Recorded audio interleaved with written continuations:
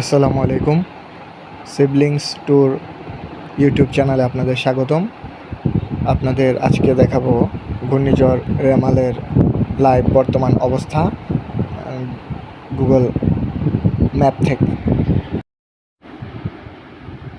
বন্ধুরা, আপনারা সবাই ম্যাপে দেখতে পাচ্ছেন ঘূর্ণিঝড় রেমাল চেন্নাইয়ের সমুদ্রপৃষ্ঠ থেকে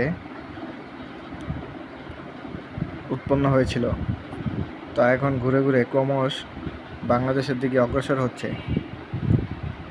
আমি যদি একটু জুম করে দেখাই, দেখুন বাংলাদেশের কতটা কাছে এখন অবস্থান করছে ঘূর্ণিঝড় রেমাল।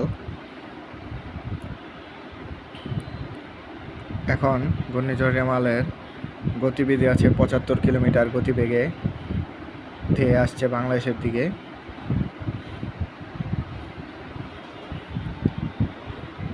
দেখতে পাচ্ছেন আপনারা। আমি যদি আরেকটু জুম করে বুঝিয়ে দিই, এই যে দেখুন ম্যাপ বলছে 95 কিলোমিটার গতিবেগে সে বাংলাদেশ অতিক্রম করতে পারে। তাই সবাই সাবধানে থাকবেন, ঘরে থাকবেন।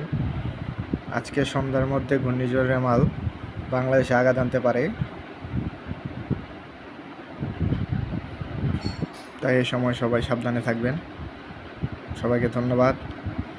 আর ঘূর্ণিঝড় রেমাল লাইভ দেখার জন্য আপনারা ব্যবহার করতে পারেন গুগল আর্থ নামে অ্যাপ্লিকেশনটি।